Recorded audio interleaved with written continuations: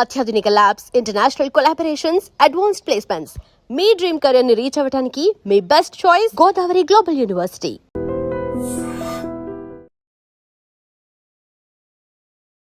Nutritionist యాక్చువల్గా మన లైఫ్లో న్యూట్రిషనిస్ట్ అనేటప్పటికీ ఖచ్చితంగా గుర్తొచ్చేది మన వెయిట్ తగ్గాలనో, లేకపోతే సో మన లైఫ్ స్టైల్ చేంజ్ చేసుకోవాలనో, సో అప్పుడు మాత్రమే న్యూట్రిషనిస్ట్ అనే వాళ్ళు గుర్తొస్తుంటారు. కాకపోతే నేను ఇప్పుడు చెప్పే ఈ న్యూట్రిషనిస్ట్ ఆయన ఇచ్చే టిప్స్ కానీ చాలా వరకు మన లైఫ్ స్టైల్నే కాదు, మనకు వచ్చే చాలా వరకు జబ్బుల్ని కూడా తగ్గించే మంత్రం, ఆ డైట్ అనేది కూడా ఆయన దగ్గర ఉంది. ఆయన ఎవరు కాదు, రవి వీడే గారు. అండ్ ఆయన ఛానల్ ద్వారా కూడా చాలామందికి కూడా క్యూర్ చేసిన సందర్భాలు అనేది కూడా మనం చూసాం.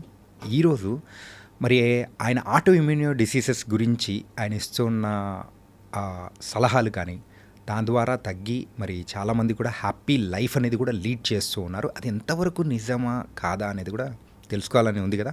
ఎస్, మరి ఈరోజు మన రియల్ టాక్ విత్ చాణక్యలో మరి దాని గురించే మాట్లాడదాం. మరి అయితే మనతో పాటు ఉన్నారు రవి వీటే గారు. థ్యాంక్స్ అండి, thank you so much. Ravi గారు, మీ యూట్యూబ్ ఛానల్ కానీ అండ్ యాజ్ ఏ న్యూట్రిషనిస్ట్గా మీరు ఇచ్చే డైట్ కానీ, సో చాలామంది దగ్గర నుంచో కూడా ఒక పాజిటివ్ రిజల్ట్స్ అనేది కూడా వస్తున్నాయని కూడా వింటున్నాము. అండ్ కానీ కొన్ని మీరు పెట్టే తమ్నెయిల్ మాత్రం వాళ్ళకి గమ్మత్తుంటాయి సార్. ఏంటంటే కార్నోవర్ డైట్ వర్సెస్ రవి డైట్ అని చెప్పేస్తే రవి వీడి డైట్ అంటే అరే అరే so what's the differences sir? ఈ డైట్ ఏంటిది అసలు యాక్చువల్గా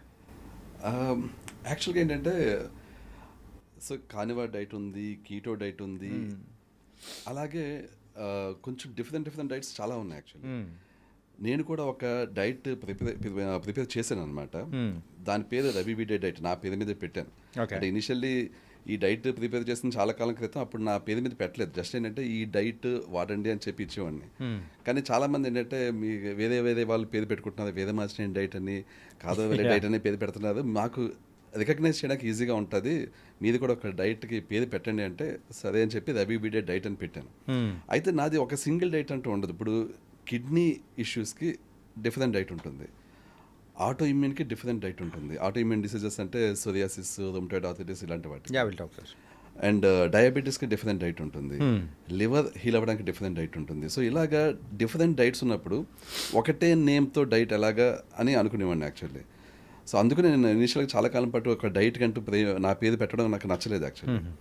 బట్ చాలామంది నాకు వచ్చిన వాళ్ళు ఇలాగ అడుగుతుంటే, సో ఇంకా సరే నేమ్ పెడదామని చెప్పి రవి వీడే లివర్ డైట్ అని, రవి వీడే కిడ్నీ డైట్ అని, రవి వీడే ఆటో ఇమ్యూన్ డైట్ అని, ఆటో ఇమ్యూన్ జబ్బుల కోసం క్రియేట్ చేసిన డైట్ని, రవి వీడే డయాబెటీస్ డైట్ అని, ఇలాగ డిఫరెంట్ నేమ్స్తో చేశాను అనమాట. బట్ సంహో ఇలా డిఫరెంట్ పేర్లు పెట్టినప్పటికీ లాస్ట్కి నా డైట్కి వస్తే రవి వీడే డైట్ అనే సంహో చాలామందికి అది నోట్లో నానడం, ఆ పేరు బాగా ఫేమస్ అవ్వడం జరిగింది అనమాట. సో డిఫరెంట్ జబ్బులకి డిఫరెంట్ డైట్స్ ఉన్నప్పటికీ, ఆ డిఫరెంట్ డైట్స్ నేను ప్రొవైడ్ చేస్తున్నప్పటికీ సంహో రవి వీడే డైట్ అనే సింగిల్ డైట్ కింద జనాలు కన్సిడర్ చేస్తుంటారు. But it's not a single diet, different diets for different diseases. But somehow it is now ఇది రవి వీడే డైట్ కింద సంహో కొంచెం ప్రాచుర్యం పొందింది యాక్చువల్లీ. ఓకే. అండ్ మీరు ఇచ్చే సలహాలు కానీ, మీరు ఇచ్చే న్యూట్రిషన్స్ అంటే యాజ్ ఎ న్యూట్రిషనిస్ట్గా మీరు ఇచ్చే డైట్స్ కానీ, దానిలో బాగా పేరు పొందింది మెయిన్గా ఆటో ఇమ్యూనో డిసీజెస్. సో అసలు చాలా వరకు డిసీజెస్ వింటున్నాము. అసలు ఆటో ఇమ్యూనో డిసీజెస్ అంటే ఏంటది? చాలామందికి కూడా డౌట్ అనేది ఉంది, ఈవెన్ నాకు కూడా ఉంది. Okay, so auto immune disease అంటే బేసికల్గా అంటే డెఫినేషన్ ప్రకారం చూడాలంటే, మన ఇమ్యూన్ సిస్టమ్ మన బాడీలో ఉన్న సెల్స్ని అటాక్ చేస్తుంటే, మన బాడీని మన ఇమ్యూన్ సిస్టమ్ అటాక్ చేస్తుంటే ఏవైతే డిసీజెస్ మనకు వస్తాయో వాటిని ఆటో ఇమ్యూన్ డిసీజెస్ అంటాం. అంటే మన ఇమ్యూన్ సిస్టమ్, మనల్ని ప్రొటెక్ట్ చేయాల్సిన ఇమ్యూన్ సిస్టమే మనల్ని డ్యామేజ్ చేస్తుంది. ఓకే, సో అవి ఆటో ఇమ్యూన్ డిసీజెస్. అంటే ఫర్ ఎగ్జాంపుల్ మనకి సోరియాసిస్ ఒక ఆటో ఇమ్యూన్ డిసీజ్. సోరియాసిస్ అంటే స్కిన్ నుంచి మనకి స్కిన్ మీద ఒక కనిపిస్తుంటాయి మీకు type of patch kind of లో వచ్చేస్తుంటాయి సోరియాసిస్ ప్యాచెస్. అవి ఫ్లేకీగా ఉంటుంటాయి అవి యాక్చువల్లీ. అండ్ రొమటాయిడ్ ఆర్థరైటిస్, చాలామంది మోకాళ్ళ నిప్పులతో బాధపడుతుంటారు. పెద్దవాళ్ళకి వచ్చి మోకాళ్ళ నిప్పులు అది వేరు, అది ఆస్టియో ఆర్థరైటిస్. అది ఎముకలు అన్ని జాయింట్స్ అరిగిపోవడం వల్ల వచ్చింది. కానీ ఇది వయసుతో సంబంధం లేకుండా వస్తుంది. రొమటాయిడ్ ఆర్థరైటిస్ అనేది ఏంటంటే జాయింట్స్ మధ్య ఇన్ఫ్లమేషన్ అంటే నథింగ్ బట్ తెలుగులో చెప్పాలంటే వాపు. జాయింట్స్ మధ్యలో వాపులు ఏర్పడడం వల్ల వచ్చి డిసీజ్ రొమటాయిడ్ ఆర్థరైటిస్. యా. ఇలాగే మల్టిపుల్ ఉన్నాయి. యాంకిలైజింగ్ స్పాండిలైటిస్ అని, విటిలిగో, మన తెలుగులో బొల్లి అంటాం, మన తెల్ల తెల్ల మచ్చలు Yeah, ఉంటాయి, బొల్లి. విటిలిగో, అది ఆటో ఇమ్యూన్ జబ్బులు. ఇలా ఆటో ఇమ్యూన్ జబ్బులే ఇంచుమించుగా ఒక 200 దాకా ఉన్నాయండి ఐడెంటిఫై చేసినవి. ఓకే. ఐడెంటిఫై చేయనివి ఇంకా ఎన్నో 400-500 ఉండొచ్చు ఇంకా. సో ఇన్ని ఆటో ఇమ్యూన్ జబ్బులు అలా ఇప్పుడు ఫైండ్ అవుట్ చేస్తున్నారు. వాటికి చెప్పాలంటే ప్రాపర్ సొల్యూషన్ ఇంగ్లీష్ మెడిసిన్లో లేదు. ఇంకా రోజు రోజుకి ఐడెంటిఫై చేస్తున్నవి ఎక్కువవుతున్నాయి, రోజు రోజుకి ఆటో ఇమ్యూన్ జబ్బులు వచ్చే వాళ్ళు ఎక్కువైపోతున్నారు actually. So auto immune diseases అంటే ఇవ్వండి. అండ్ ఎందుకు వస్తాయి అని చూస్తే మాత్రం యా. మెయిన్ రీజన్ డైజెషన్ అండి. ఓకే. డైజెషన్ అండ్ ఏవైతే ఇప్పుడు చేంజ్ అవుతున్నదో మనకేంటంటే వరల్డ్ వైడ్, ఓన్లీ అది ఏదో లోకల్గా హైదరాబాద్లోనో లేకపోతే తెలుగు స్టేట్స్లోనో అని కాదు, వరల్డ్ వైడ్గా మనుషుల యొక్క లైఫ్ స్టైల్ చేంజ్ అయిపోయిందండి. యా. ఇంట్లో సొంతంగా వండుకొని తినడం కంటే బయటికి వెళ్ళి బయట హోటల్లో తినడం ఇది బాగా ఎక్కువైపోయింది. సో అదే రీజను డైజెషన్ ఇష్యూస్ రావడానికి, ఆటో ఇమ్యూన్ జబ్బులు పెరిగిపోవడానికి. ఓకే. సో మెయిన్ అదేనా రీజన్ సార్? మెయిన్ అదే రీజన్ అండి. ఇప్పుడు చెప్పాలంటే సింపుల్గా చెప్తాను చూడండి. Yeah. ఒక 20 years బ్యాక్ ఇన్ని ఆటో ఇమ్యూన్ జబ్బులు లేవు, ఇంతమంది ఆటో ఇమ్యూన్ బాధిన పడేవాళ్ళు కాదు, చాలా తక్కువ. అక్కడక్కడ మనకి చూడండి, ఎవరో ఒకళ్ళు సోరియాసిస్ పేషెంట్ ఉండేవాళ్ళు, ఎవరో ఒకళ్ళు రొమటాయిడ్ ఆర్థరైటిస్ పేషెంట్ ఉండేవాళ్ళు. అసలు ఎవరికి కూడా ఇలాంటి జబ్బులు పేర్లు కూడా తెలియదు ఒకప్పుడు. ఇప్పుడు ఎవరిని చూసినా ఒక 10 మందిని చూస్తే అందులో ఒకళ్ళిద్దరికి ఆటో ఇమ్యూన్ జబ్బులు ఉంటున్నాయి. అది ఇంకా పెరిగిపోతుంది, రేషియో పెరిగిపోతుంది యాక్చువల్లీ. ఇదంతా మెయిన్ రీజన్ ఏంటంటే చెప్పాను కదా, ఈ ఫుడ్ మనకి బయటకు వెళ్ళి తినడం ఎప్పుడైతే అలవాటు పడ్డామో అక్కడి నుంచి జబ్బులు స్టార్ట్ అయినాయండి. ఓకే. మీకు కంప్లీట్ సినారియో చెప్తాను కావాలంటే. ఒక మనిషిని ఎగ్జాంపుల్ కింద తీసుకుని చెప్తాను. ఓకే, చెప్పండి సార్ ప్లీజ్. ఒక అతను ఒక 25 ఏళ్ళ వయసు ఉంది అనుకుందాం. ఒక రెస్టారెంట్కి వెళ్ళాడు. అప్పుడు దాకా ఇంట్లోనే ఎక్కువ తిన్న అలవాటైంది, ఇంట్లోనే ఎక్కువ తినేవాడు. వాళ్ళ మమ్మీనో లేకపోతే ఎవరో వండి పెట్టేవారు. రెస్టారెంట్కి వెళ్ళాడు, అక్కడ ఏదో తిన్నాడు. తిన్నప్పుడు ఏమవుతుందంటే ఆ ప్లేట్లో లేకపోతే ఆ గ్లాస్లో అంతకు ముందు ఎవరైతే అక్కడ తిన్నారో, భోజనం చేసేదో లేకపోతే టిఫిన్ చేసేదో, వాళ్ళ నోట్లోంచి వచ్చిన హెచ్ పైలోది బ్యాక్టీరియా ఉండొచ్చు. ఓకే. హెచ్ పైలోది బ్యాక్టీరియా అనేది చాలా చాలా చాలా ఒక పాండమిక్ లాంటిదండి. ఇది ఎవరికి తెలియదు యాక్చువల్లీ. అది చాలా ఒక ఆల్మోస్ట్ వరల్డ్లో 70-80% మనుషుల్లో ఉంది అది.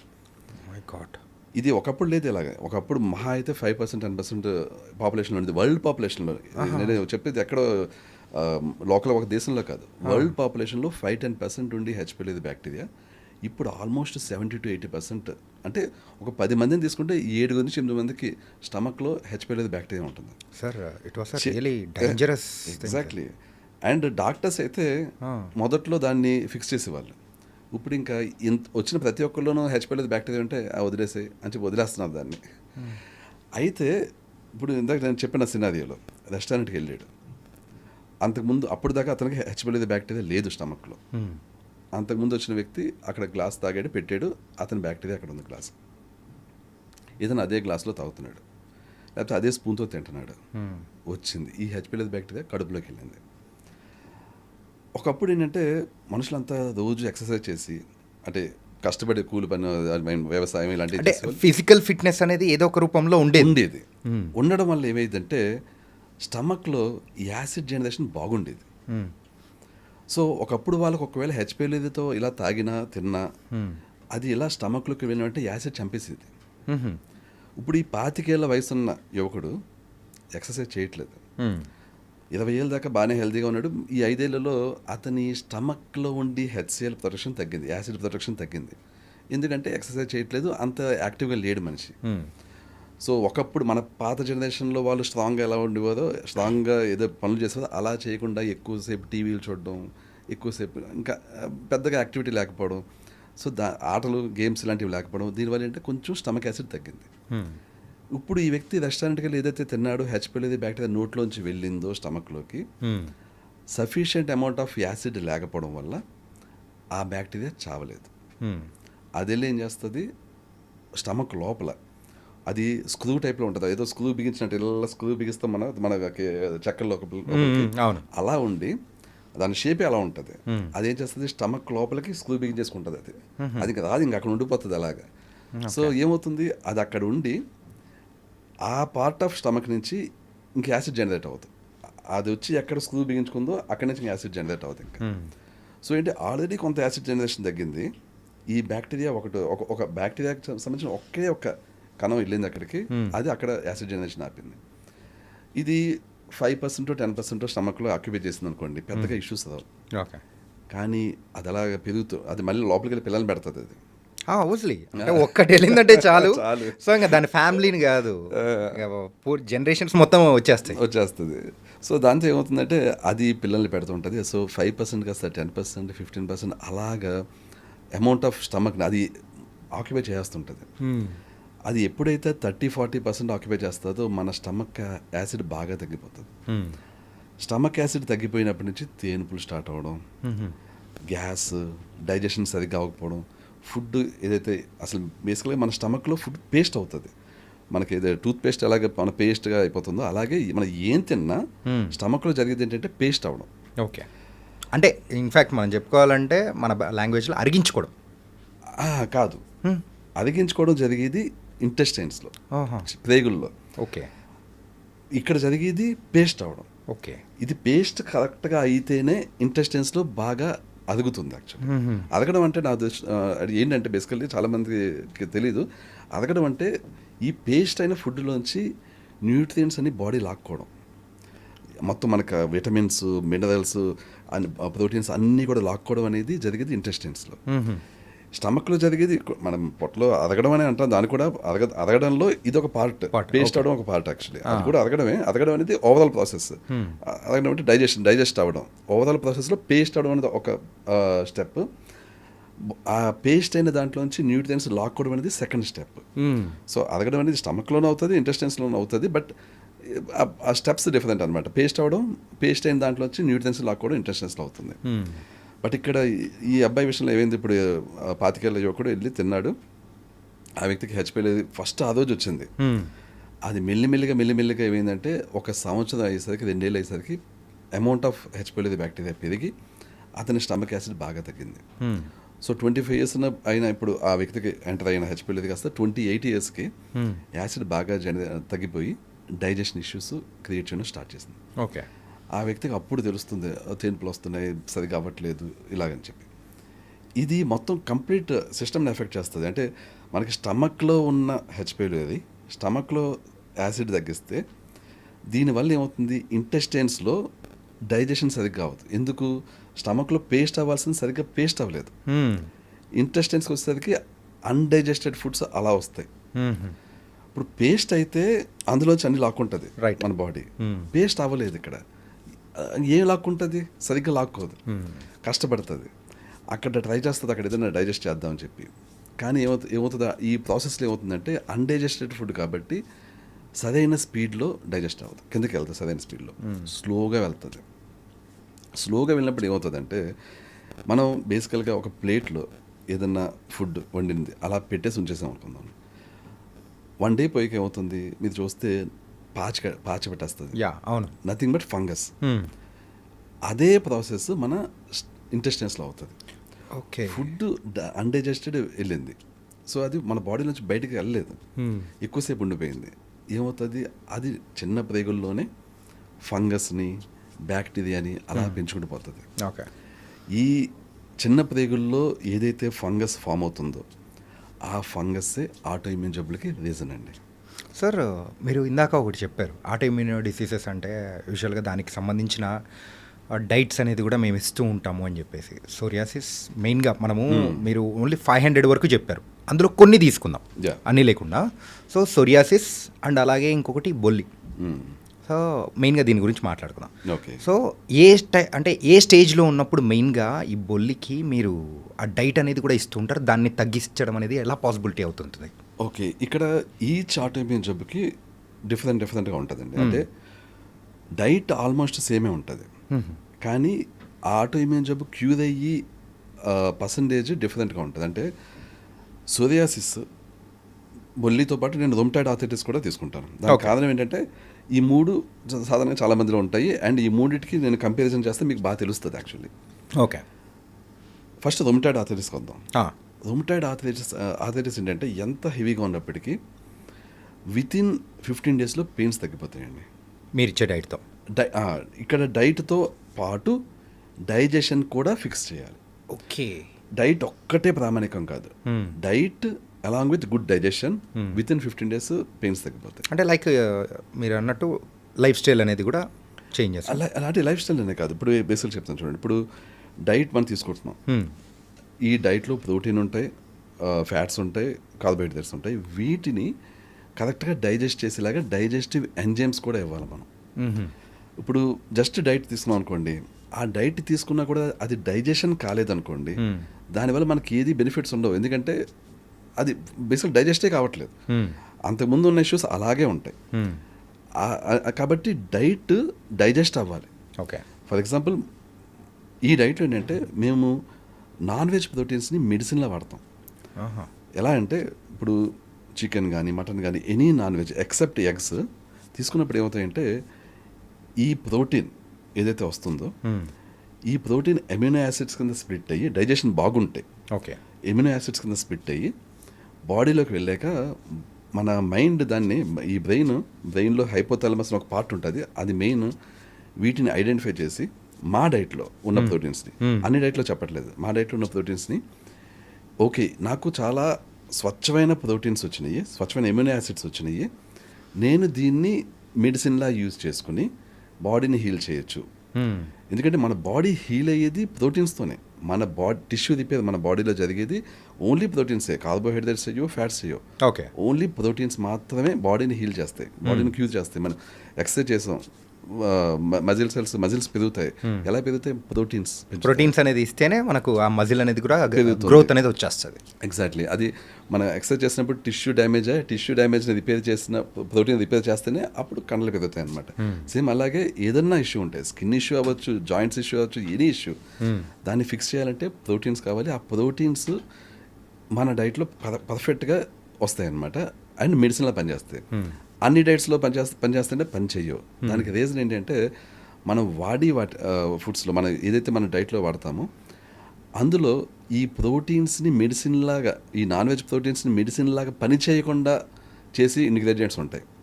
అందులో some of the main things ఏంటంటే ఎండుమిర్చి, పచ్చిమిర్చి, కారము, మిరియాలు, చింతపండు. ఇవి వాడేమో అంటే ఇంకా నాన్ వెజ్ ప్రోటీన్స్ మనకి మెడిసిన్లా పనిచేయడం కాదు కదా, పాయిజన్లా పనిచేస్తాయి, అంటే ఇంకా పెంచుతాయి ఇష్యూస్ని. ఓకే. సో అందుకనే నాన్ వెజ్ మంచిది కాదు, జబ్బులు పెరుగుతాయి అంటారు, అది నిజమే. నాన్ వెజ్ జబ్బుల్ని తగ్గిస్తుంది అన్నది నిజమే. మనం ఎలా వండుతున్నాం అనే దాన్ని బట్టి, ఏం యాడ్ చేస్తున్నాం అనే దాన్ని బట్టి. సో మా డైట్లో ఏంటంటే నాన్ వెజ్ని మెడిసిన్ లాగా పనిచేసేలాగా చేసి మాత్రమే ఉంటాయి. ఏవైతే నాన్ వెజ్ని నెగిటివ్గా పనిచేసేలాగా చేస్తాయో అవి ఉండవు అనమాట. సో ఇప్పుడు ఇందాక సినారికి వస్తాను. Rheumatoid arthritis, psoriasis, vitiligo. Rheumatoid arthritis అనేది సాధారణంగా ఏంటంటే ఒకసారి డైజెషన్ ఫిక్స్ అయ్యి ఈ ఏదైతే డైట్ తీసుకుంటున్నప్పుడు ప్రోటీన్స్ వస్తాయో ఇమీడియట్లీ హీల్ చేస్తాయి. ఓకే. ఎందుకంటే జాయింట్స్ మధ్య స్వెల్లింగ్, అది ఈ స్వెల్లింగ్ అనేది ఈ ప్రోటీన్స్ చాలా వెంటనే వెళ్ళి స్వెల్లింగ్ తగ్గించేస్తాయి. సో ఎక్కువ టైం పట్టదు. సో రొమటాయిడ్ ఆర్థరైటిస్ అనేది వితిన్ 15 డేస్లో పెయిన్స్ తగ్గిపోతాయి. యా. సో ఆ వ్యక్తికి అప్పటి నుంచి పెయిన్స్ ఉండవు, బట్ డైట్ కొంత కంటిన్యూ చేస్తాం మనం. నెక్స్ట్ ఏంటంటే సోరియాసిస్కి వద్దాం. సోరియాసిస్ 15 డేస్ సరిపోదు సోరియాసిస్కి. ఎందుకంటే స్కిన్ మీద ఈ ఉంటాయి మొత్తం అది ప్యాచెస్ కంప్లీట్ ప్యాచెస్ వచ్చేస్తాయి. ఇప్పుడు ఇది కూడా వితిన్ 15 డేస్లోనే అక్కడికి వెళ్ళి దాన్ని తగ్గించేసినప్పటికీ ఎగ్జిస్టింగ్ ప్యాచెస్ సెల్స్ పోయి కొత్త సెల్స్ క్రియేట్ అవ్వాలి అక్కడ. ఇది టైం టేకింగ్. ఓకే. ఇది రొమటాయిడ్ ఆర్థరైటిస్ విషయంలో జస్ట్ ఇన్ఫ్లమేషన్ తగ్గించడం కాబట్టి అది టైం టేకింగ్ కాదు. యాక్చువల్గా ఆ రొమటాయిడ్ ఆర్థరైటిస్ అంటే అది ఇంటర్నల్గా ఉంటుంది కాబట్టి ఇంటర్నల్గానే క్యూర్ చేస్తుంది. ఇది ఎక్స్టర్నల్గా బయట కనిపిస్తున్న ప్యాచెస్, అండ్ అది కాక స్కిన్ సెల్స్ ఉన్నవి చనిపోయి కొత్త క్రియేట్ అవ్వడానికి టైం పడుతుంది. ఓకే. మన బాడీలో ఉన్న సెల్స్ అన్నీ కూడా చనిపోయి క్రియేట్ అవుతుంటాయి. స్కిన్ సెల్స్ ఎక్కువ టైం తీసుకుంటాయి. ఓకే. కొన్ని ఇంటెస్టైన్స్లో సెల్స్ చాలా ఫాస్ట్గా అయిపోతాయి అనమాట. సో అలాగా డిఫరెంట్ పార్ట్స్ ఆఫ్ మన బాడీలో, హ్యూమన్ బాడీలో డిఫరెంట్ థింగ్స్ డిఫరెంట్ టైమ్ లైన్స్లో రీజనరేట్ అవుతుంటాయి అనమాట. స్కిన్ సెల్స్ బాగా టైం ఎక్కువ తీసుకుంటాయి. ఓకే. అందుకని సోరియాసిస్ వెంటనే ఫిక్స్ అవ్వదు. ఫ్లేక్స్ ఇవన్నీ పోవడానికి ఇంచుమించుగా 2 months టైం పడుతుంది. Okay. 1 to 2 months. But colour discolouration ఉంటుంది. అంటే అప్పుడు దాకా ఉన్న ఫ్లేక్స్ అన్నీ పోయి కొంచెం నల్లగా బ్లాక్ షేడ్లా వస్తుంది. అది పోవడానికి ఇంకో 2 months పడుతుంది. అంటే కంప్లీట్ నార్మల్ స్కిన్ అయిపోవాలంటే 4 months దాకా టైం పడుతుంది. అంటే ఎంత భయంకరమైన సోరియాసిస్ ఉన్నా నార్మల్ స్కిన్లో అయిపోవాలి అంటే 4 months దాకా టైం పడుతుంది. బట్ 2 monthsకి ప్లెయిన్ అయిపోతుంది. అంటే ఇంక అన్ని ప్యాచెస్ అన్నీ పోతాయి, అన్ని పోయి నార్మల్ అయిపోతుంది అనమాట. ఇది కొంతమందిలో 1 monthలోనే అయిపోతుంది, కొంతమందిలో 2 monthsలో అయిపోతుంది. సివియారిటీని బేస్ చేసుకున్నాం. Okay, it's depends on the person and severity ఉంటుంది. మూడోది విటిలిగో, బొల్లి. విటిలిగో ఏంటంటే ఇప్పుడు చాలా హెవీ విటిలిగో ఉందనుకోండి, మొత్తం కొంతమందికి మొత్తం ఫుల్ బాడీ అంతా కూడా వైట్ అయిపోయి ఉంటుంది, చాలా కాలం క్రితం అయిపోయి ఉంటుంది. చాలా కాలం పాటు విటిలిగో ఉన్న వాళ్ళకి రివర్స్ చేయలేమండి. అదేంటంటే ఇంకా anything there is a limitation. కానీ somebody in the 20s or 30s అప్పుడే విటిలిగో స్టార్ట్ అయింది, ఒక 1 year అయింది. ప్యాచెస్ ఇప్పుడు ఇక్కడో ప్యాచ్, ఇక్కడో ప్యాచ్, లేకపోతే చెస్ట్ మీద ప్యాచ్, ఇలాగా అక్కడక్కడ ప్యాచెస్ ఉన్నాయి. సో వీళ్ళకి రివర్స్ అయ్యే ఛాన్స్ చాలా ఎక్కువ ఉంటుంది. ఓకే, ఎందుకంటే ఇప్పుడు ఆ సెల్స్ ఏవైతే ఉన్నాయో ఆ సెల్స్లో మనం కంప్లీట్ మళ్ళీ మెలనిన్ ప్రొడ్యూస్ అయ్యేలా చేసి వాటిని ఆ వీటిలో రివర్స్ అయ్యేలా చేయొచ్చు. బట్ చాలా సంవత్సరాల నుంచి ఉన్నప్పుడు ఆ సెల్స్ ఇంకా రెస్పాండ్ కావండి, ఇంకా ఎంత ఏం చేసినా కూడా రెస్పాండ్ కావు ఇంకా. ఓకే, సో విటిలిగోకి లిమిటేషన్స్ ఉంటాయి. సోరియాసిస్ 10 ఏళ్ళ నుంచి ఉంది, 15 ఏళ్ళ నుంచి ఉంది, completely reversible. Vitiligo it's different అండి, ఇట్స్ నాట్ కంప్లీట్లీ రివర్సిబుల్. కొన్ని కేసుల్లో స్టార్టింగ్ కేసెస్లో అయితే కంప్లీట్లీ రివర్సిబుల్ అండి అది. ఓకే, సరే మెయిన్గా బొల్లి గురించి వచ్చేటప్పటికి, సో ఒకవేళ మీరు ఇచ్చే డైట్ ద్వారా ఇప్పుడున్న అంటే సివియారిటీ అనేది కూడా కొంచెం చేయి దాటిపోయింది, ఆ స్టేజ్ దాటిపోయింది అని అనుకుందాం. సో వాళ్ళు అక్కడితోనే అది పెరగకుండా ఉండాలి అని అనుకునే దానికి కూడా మీ దగ్గర ఏదైనా డైట్ ఉందా? సేమ్ అండి, ఇప్పుడు ఇదే డైట్ అండ్ డైజెషన్ తోటి ఉన్నదాన్ని రివర్స్ చేయలేం, కానీ ఎక్కడి దాకా వెళ్ళిందో అక్కడితో ఆపేస్తాం ఇంకా. ఓకే, అది ఇంకా డ్యామ్ షూర్ అండి. ఇప్పుడు బేసికల్ నేను చెప్తున్నాను కదా, ఒక స్టేజ్ దాటాక అంటే అది కూడా ఏంటంటే ఒక 5 ఏళ్ళ నుంచి ఉంది, ఇంకా కష్టం రివర్స్ చేయడం, చాలా హెవీగా ఉంది అంటే అప్పుడు రివర్స్ చేయలేం. కానీ ఒక స్టేజ్ దాకా వెళ్ళక ఇంతకంటే ఎక్కువ సివియర్గా వెళ్ళకూడదు అనేది మాత్రం ఉంటే డౌట్ లేకుండా అక్కడ ఆగిపోతుంది. కొత్తగా ఇంకా రావు ఇంకా ప్యాచెస్ అని. ఓకే, సో మెయిన్గా చాలామంది కూడా దాని వల్ల కూడా సఫర్ అవుతున్న వాళ్ళు చాలామంది ఉన్నారు. సో మీరు చెప్తున్న డైట్కి తగ్గట్టు సో అది కూడా సో రీసెంట్గా వచ్చిన వాళ్ళకు క్యూర్ అయిపోతుంది అంటే that was an very good news and good thing also. ఎప్పుడైనా అంటే ఎవరి మీదైనా కానీ అది సక్సెస్ అయిందా? చాలా మంది మీద అండి. ఇప్పుడు ఆ సక్సెస్ స్టోరీస్ కూడా మా యూట్యూబ్ ఛానల్లో పెట్టాం యాక్చువల్లీ. అది చెప్పాను కదండి, సోరియాసిస్కి మీరు కొన్ని సక్సెస్ స్టోరీస్ చూస్తే ఆశ్చర్యపోతుంది అనమాట. ఏంటి ఇంత అంటే హెవీ సోరియాసిస్ ఉన్న వాళ్ళకి వితిన్ 1.5 monthలో కంప్లీట్లీ నార్మల్ అయిపోయిన కేసులు ఉన్నాయన్నమాట. ఓకే, విటిలిగో విషయంలో చెప్పిన కదా, చిన్న చిన్న ప్యాచెస్ కంప్లీట్లీ నార్మల్ అయిపోయిన కేసులు చాలా ఉన్నాయి. అంటే కొంతమందికి నుదుటి మీద ఉండి చాలా బాధపడుతూ ఇంత ప్యాచ్ ఉండి అది కంప్లీట్లీ నార్మల్ అయిపోయిన కేసులు, ఇలాగ చెంపల మీద ఉండి అవి నార్మల్ అయిపోయిన కేసులు చాలా ఉన్నాయండి. ఓకే, అలాగే విటిలిగో విషయంలో కొన్ని అన్సక్సెస్ఫుల్ స్టోరీస్ కూడా ఉన్నాయి. మాకేంటంటే అంతా కూడా మేము ఈ ఎక్స్పీరియన్స్లో తెలుసుకున్నాం యాక్చువల్లీ. ఓకే, ఈ స్టేజ్ దాటితే ఇంకా మేము దాన్ని ఇంకా క్యూర్ చేయలేమని చెప్పేసి. అలాగా చాలా హెవీ విటిలిగో ఉండి వాళ్ళని క్యూర్ చేయలేకపోయిన కేసులు కూడా ఉన్నాయి. కానీ mainly initial days of vitiligo అనుకోండి కంప్లీట్లీ రివర్సిబుల్. ఓకే, చేయి దాటిపోయినంత వరకు కంప్లీట్లీ రివర్సిబుల్. సోరియాసిస్ అసలు చేయి దాటిపోవడం అనే సమస్య ఉండదు సోరియాసిస్ విషయంలో. At any stage we can recover and we can completely reverse చేయొచ్చు. ఓకే, అండ్ ఈ ఆటో ఇమ్యూనో డిసీజెస్ గురించి సో ఈ సైడ్ వెరీ వండర్ఫుల్ సార్. అంటే పాజిటివ్ రిజల్ట్స్ వచ్చాయి. సో మీ ఛానల్ అనేది నేను చూసిన తర్వాత కూడా సో నమ్మకం వచ్చింది, అరే బాగుంది కదా అనిపించింది. ఇంకోటి ఏంటంటే సో గట్ హెల్త్ గురించి మీరు ఇందాక చెప్పారు. మెయిన్గా ఏదైనా కానీ ఆటో ఇమ్యూనిటీ డిసీజెస్ రావడానికి గల కారణం ఆ గట్ హెల్త్ అని చెప్పేసి. మెయిన్గా మలబద్ధకం అని మనం అంటూ ఉంటాం, కాన్స్టిపేషన్. రీసెంట్ టైమ్స్లో దీని గురించి ప్రాబ్లం అనేది చాలామంది దగ్గర ఎక్కువగా వింటున్నాం. సో ఎక్కువగా చాలామంది కూడా డిఫరెంట్ థింగ్స్ అనేది కూడా ఆయుర్వేదిక్ యూజ్ చేస్తూ ఉంటారు. అండ్ కొంతమంది అయితే కాన్స్టిపేషన్కి సంబంధించిన టాబ్లెట్స్ అనేది యూజ్ చేయడం అనేది అది డైలీ హ్యాబిచువల్ అయిపోయింది, ఇట్లా చేస్తూ ఉన్నారు. ఇంకొంతమంది అయితే నార్మల్ వాళ్ళు అయితే హాట్ వాటర్ తీసుకొని దాని ప్రకారం అనేది వెళ్ళిపోతూ ఉంటారు. సో దీనికి సంబంధించి ఏదైనా ఉందా? చెప్తానండి. యాక్చువల్గా కాన్స్టిపేషన్ అనేది చాలామంది పెద్ద ప్రేగుల సమస్య అనుకుంటారు. సొల్యూషన్ కూడా పెద్ద ప్రేగులకే ఇస్తుంది. యాక్చువల్గా ఫర్ ఎగ్జాంపుల్ ఇంగ్లీష్ మెడిసిన్లో మనం తీసుకునే మెడికేషన్ ఏం చేస్తుంది అంటే కాన్స్టిపేషన్ పోవడానికి బాడీలో ఉన్న వాటర్ని తీసుకెళ్ళి పెద్ద ప్రేగుల్లోకి పంపిస్తుంది. అప్పుడు ఏమవుతుంది, స్టూల్స్ ఈజీగా వస్తాయి. సో కాన్స్టిపేషన్ పోతుంది. అది ఇంగ్లీష్ మెడిసిన్ యొక్క సొల్యూషన్. ఆయుర్వేదిక్లో కూడా సేమ్ ఆల్మోస్ట్ అలాంటిదే సొల్యూషన్. అది కూడా ఏంటంటే ఇలాగే వాటర్ వెళ్ళి ఇలా చేసి చేస్తుంది. బేసిక్గా ఈ విషయంలో ఆయుర్వేదకి ఇంగ్లీష్ మెడిసిన్కి పెద్ద అలోపతికి పెద్ద తేడా లేదు యాక్చువల్లీ. కొంతమంది ఈ న్యాచురోపతిలో ప్రాక్టీస్ చేసేది ఏంటంటే వాటర్ తాగి ఆ విధంగా కాన్స్టిపేషన్ తగ్గించుకోవడం. అది కూడా సేమ్ ఇదే ఫార్ములా సేమే, పెద్ద ప్రేగులకు వాటర్ పంపించడం. బట్ ఈ విషయంలో అల్లోపతి ఆయుర్వేద పర్వాలేదు, కానీ న్యాచురోపతిలో ఏదైతే హెవీగా వాటర్ తాగుతారో అది చాలా చాలా డేంజర్ అండి. అంటే ఎర్లీ మార్నింగ్ హాట్ వాటర్ తాగడం అనేది హాట్ వాటర్ తాగడం డేంజర్ కాదు. ఇప్పుడు ఎంత అమౌంట్ తాగుతున్నాం అనేది డేంజర్. ఓకే, ఒక గ్లాస్ హాట్ వాటర్ తాగేదా, దట్స్ నాట్ అన్ ఇష్యూ. ఒక గ్లాస్ నార్మల్ వాటర్ తాగేదా, అది కూడా నాట్ అన్ ఇష్యూ. కానీ కొంతమంది లీటర్న్నర 2 లీటర్లు అలా తాగుతుంటారు. That's very very very dangerous అండి.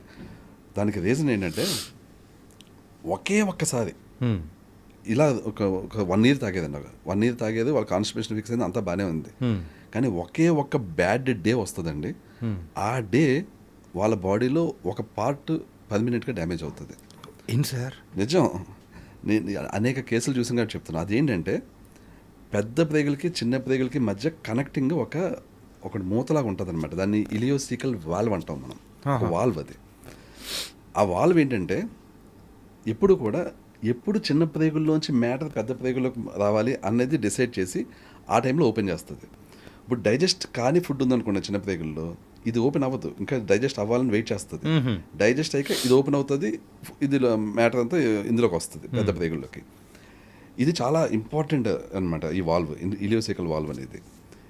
ఇప్పుడు మనం బలవంతంగా లీటర్ తాగుతున్నాం అనుకోండి, అది అంతా ఏం చేస్తుంది, పుష్ చేయడానికి ట్రై చేస్తుంది. ఫోర్సబుల్గా పుష్ చేయడానికి ట్రై చేస్తుంది. సో ఫాసిబుల్గా ఫుడ్ వెళ్తూ ఉంటుంది, నీళ్ళు వెళ్తూ ఉంటే కాన్స్టిపేషన్ తగ్గుతుంటుంది, ఈ సొల్యూషన్ వర్క్ అవుతుంటుంది. కానీ ఈ డేంజర్ ఎప్పటికీ ఉంటుంది. ఇది ప్రాక్టీస్ చేస్తామని ఈ డేంజర్ ఎప్పటికీ ఉంటుంది. ఆ వాల్వ్ ఒక్క రోజు పాడైంది అనుకుందాం, నెక్స్ట్ టైం మనకి డైజెషన్ అంతా అయ్యే కానీ ఇందులోకి రావాలి అని డిసైడ్ చేసే వాల్వ్ ఉండదు, ఇంకా వచ్చేస్తుంటుంది. ఓకే, లేకపోతే పట్టేసుకుంటుంది అది. అంటే డైజెషన్ అయిపోయింది, వదులు అంటే వదలదు, అలా పట్టేసుకుంటుంది. వాళ్ళకి నెక్స్ట్ డే నీళ్ళు తాగుతుంది, కానీ అప్పుడు కానీ పుష్ చేసి లోపలికి వెళ్తా. అదన్నా జరుగుతుంది, ఇదన్నా జరుగుతుంది. అది జరిగినా ఇది జరిగినా ఐదర్ కాన్స్టిపేషన్ అన్నా ఉంటుంది, లేకపోతే డయేరియా అంటే విరేచనాలు అయిపోతుంటాయి. అలా మీకు పట్టేసుకుంటే కాన్స్టిపేషన్, లేదు అది వదిలేసింది టోటల్గా అంటే ఇంక విరేచనాలు. ఓకే, రెండిట్లో ఒకటి వస్తుంది అనమాట. ఇది ఒక్కరోజు జరిగితే చాలు. ఇంకా నేను 5 ఏళ్ళ నుంచి రోజు మార్నింగ్ లీటర్ నీళ్ళు తాగుతున్నాను అంటారు. అవును, 5 ఏళ్ళు బాగానే ఉంటుంది. 5 ఏళ్ళ నెక్స్ట్ డే వాళ్ళు పాడైపోవచ్చు. ఈ రిస్క్ ఉంది కాబట్టి ఇది కానీ ఒక్కసారి పొరపాటున జరిగిందనుకోండి, ఆ వ్యక్తిలో డైజెషన్ ఇష్యూస్ ఫిక్స్ చేయలేమండి. ఇంకా ఆ వ్యక్తికి ఆ వాల్వ్ని బాగు చేయలేము. ఏ డైట్ బాగు చేయలేదు, ఏ డైజెస్టివ్ ఎంజైమ్ బాగు చేయలేదు, అసలు ఎవ్వరు బాగు చేయలేదని. ఇంకా అది జరిగేది ఒక్క రోజు. సింపుల్గా చెప్పాలంటే ఒక డ్యామ్ అనేది ఆపుతూ ఉన్నట్టు ఉంటుంది. ఎగ్జాక్ట్లీ. ఆ డ్యామ్ అనేది కూలిపోతుంది, నువ్వు కూలిపోయిన తర్వాత ఏముంటుంది, ఇంకేముంటుంది, ఇంకా ఫ్లో మొత్తం కొట్టేస్తూ ఉంటుంది. ఎగ్జాక్ట్లీ. ఓకే, అమ్మో. సో అందుకని అంటే లీటర్ నీళ్ళు అనేది అసలు ఇంకా చేయకూడని పని అండి. లీటర్న్నర చాలా డేంజర్. వచ్చిన వాళ్ళకి ప్రతి ఒక్కరు నేను చెప్తుంటానండి. అనేక వీడియోస్ చేసింది దీని మీద వీడియోస్ చేస్తున్నప్పుడల్లా చాలా మంది నన్ను తిడుతుంటారు యాక్చువల్లీ, ఏంటి మేము ఎంతకాలం నుంచి తాగుతున్నాం అని. కానీ మేము పేషెంట్స్ని చూసేవండి అనేక మందిని ఈ ప్రాక్టీస్ చేసి, ఇంకా తర్వాత జీవితంలో ఎప్పుడు వాళ్ళ డైజెషన్ ఇష్యూస్ ఫిక్స్ కాక బాధపడేవాళ్ళని. ఓకే సార్, మీరు యూజువల్గా డైట్ అనేది కూడా ఇస్తూ ఉంటారు. రీసెంట్ టైమ్స్లో కూడా నేను ఒకటి విన్నా. So I think I'm not exactly just I heard that news అనమాట. ఏంటంటే ఒక డైటీషియన్, సో మేము ఇచ్చే డైట్ ద్వారా క్యాన్సర్ అనేది కూడా మేము తగ్గించగలుగుతాము అని చెప్పేసి కొన్ని న్యూస్ అనేది కూడా వచ్చింది. I don't know it's real are fake. Cancer అనేది కూడా త్రూ డైట్ ద్వారా తగ్గించచ్చా? క్యాన్సర్ని డైట్ ద్వారా తగ్గించడం ఆల్మోస్ట్ ఇంపాసిబుల్ అండి. ఓకే, ఇప్పుడు యాంటీ ఇన్ఫ్లమేటరీ డైట్ ద్వారా మనం వెరీ స్టార్టింగ్ స్టేజ్లో ఉన్న క్యాన్సర్ని ఆపొచ్చు.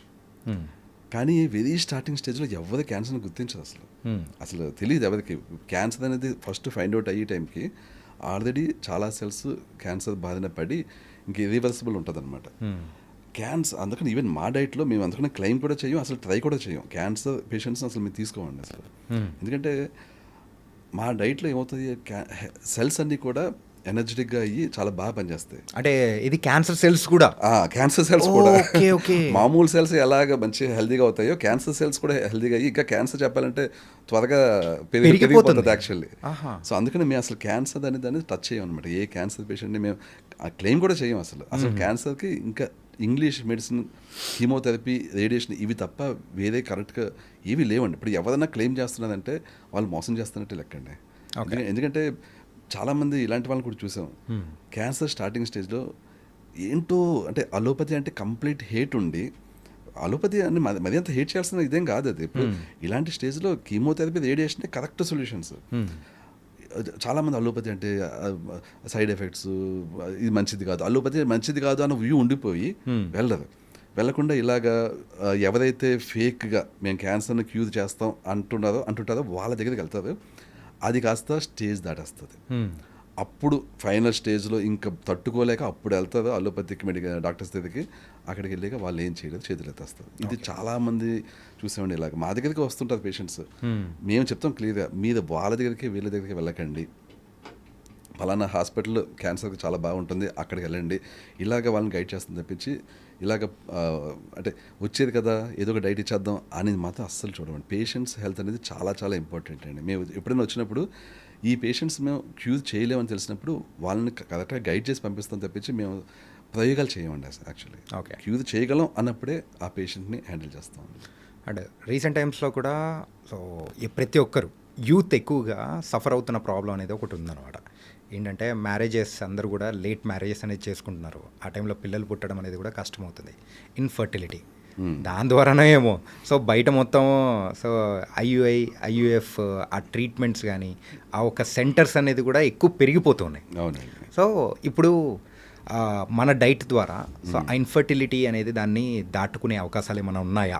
అబ్సల్యూట్లీ అండి. ఇప్పుడు నా డైట్ విషయంలో నేను ఇప్పుడు కూడా డైట్ ప్లస్ డైజెషన్ చెప్తుంటాను కదండి. సో ఇన్ఫర్టిలిటీ ఉన్న మ్యాక్సిమం కపుల్స్లో మేము గమనించింది ఏంటంటే ఆబ్వియస్లీ వాళ్ళకు ఉండేది 90% ఆఫ్ పేషెంట్స్లో హార్మోనల్ ఇంబ్యాలెన్స్ అండి. అంటే ఫిజికల్ ఇష్యూస్ వల్ల ఇన్ఫర్టిలిటీ వచ్చే వాళ్ళు చాలా తక్కువ మంది. వాళ్ళకి ఏంటంటే ఫిజికల్గా జెనెటిక్గా సంహవ్ టెస్టికల్స్లో ఇష్యూ కానీ లేకపోతే గర్భసంచుల ఇష్యూస్ కానీ అలా ఉంటాయి. అవి ఇంకా మేము చేయలేము. అవి physically some damage something is wrong. So physical ఇష్యూస్ని ఓన్లీ సర్జరీ ద్వారా కరెక్ట్ చేయొచ్చు తప్పించి డైట్ ద్వారా కరెక్ట్ చేయను. ఓకే, బట్ అలాంటి వాళ్ళు చాలా తక్కువ మంది ఉంటారు. హార్మోనల్ ఇంబ్యాలెన్స్ వల్ల పిల్లలు పుట్టిన వాళ్ళు ఎక్కువ మంది ఉంటుందండి. ఇది కూడా చెప్పాలంటే డైజెషన్ రిలేటెడే. ఇది చాలా మందికి డైజెషన్ రిలేటెడ్. ఇది కూడా అనేక మందిని మేము ఇలాగే ఫిక్స్ చేసాం. ఎలాగంటే చెప్తాను చూడండి, ఇది మీకు విన్నా కూడా కొంచెం ఆశ్చర్యంగా ఉండొచ్చు కానీ చెప్తాను, క్విక్గా చెప్తాను. ఇందాక నేను ఏ విధంగా ఫంగస్ అనేది మన స్మాల్ ఇంటెస్టైన్స్లో ఫంగస్ ఫామ్ అయ్యి ఎక్కువసేపు ఫుడ్ ఉండిపోవడం ఫంగస్ ఫామ్ అయ్యి ఈ ఆటోఇమ్యూన్ జబ్బులు వస్తాయని చెప్పాను. ఫంగస్లో ఒక వెరైటీని ఈస్ట్ అంటాం. అది ఫంగసే కానీ అది ప్రవర్తించే విధానం బట్టి ఈస్ట్ ఫంగస్ అని డివైడ్ చేస్తాం. ఈ ఈస్ట్ అనేది ఆటోఇమ్యూన్ జబ్బులు ఇవ్వదు, but different set of issues ఇస్తుంది. అంటే ఏంటంటే ఈస్ట్ ఇచ్చే జబ్బులు ఏంటంటే anxiety, depression, suicidal thoughts, erectile dysfunction, premature ejaculation, fertility issues, low sperm count, varicose veins, varicocele, lipoma కొవ్వుగడ్డలు ఉంటాయి అవి, ఒక రకమైన స్కిన్ డిసీజ్ సెబరిక్ డెర్మటైటిస్ అంటాం, అదొక స్కిన్ డిసీజ్, హెవీ డాండ్రఫ్, ఇవన్నీ ఇస్తుంది. ఇదేంటి ఇచ్చేది ఈస్ట్. ఫంగస్ ఆటోఇమ్యూన్ జబ్బులు, ఈస్ట్ ఇప్పుడు నేను చెప్పిన లిస్ట్ ఆఫ్ జబ్బులు. సో ఆ ఈస్ట్ వల్లే ఫెర్టిలిటీ ఇష్యూస్, ఆ ఈస్ట్ వల్లే హార్మోన్ ఇంబ్యాలెన్స్, ఆ ఈస్ట్ వల్లే ఫెర్టిలిటీ ఇష్యూస్. మన ఆ ఈస్ట్ని బాడీ నుంచి బయటకు పంపిస్తే వాళ్ళకి మళ్ళీ స్పెర్మ్ కౌంట్ ఇంప్రూవ్ అవుతుంది, మళ్ళీ వాళ్ళకి పిల్లలు పడుతుంది. ఇవి ఏంటంటే తెలియదు, మీకు చాలామందికి తెలియదు, ఎక్కడ వైట్ పేపర్స్ ఉండవు, ఈ రూట్ కాజ్ తెలియదు. ఫెర్టిలిటీ ఇష్యూస్ వస్తే చాలామంది ఏం చేస్తారంటే హార్మోన్స్ ఇంబ్యాలెన్స్ ఉంది కాబట్టి హార్మోన్స్ ఇవ్వడం, లేకపోతే ఐవీఎఫ్ చేయడం, ఇవన్నీ చేస్తారు తప్పించి రూట్ కాజ్ ఏంటి తెలియదు.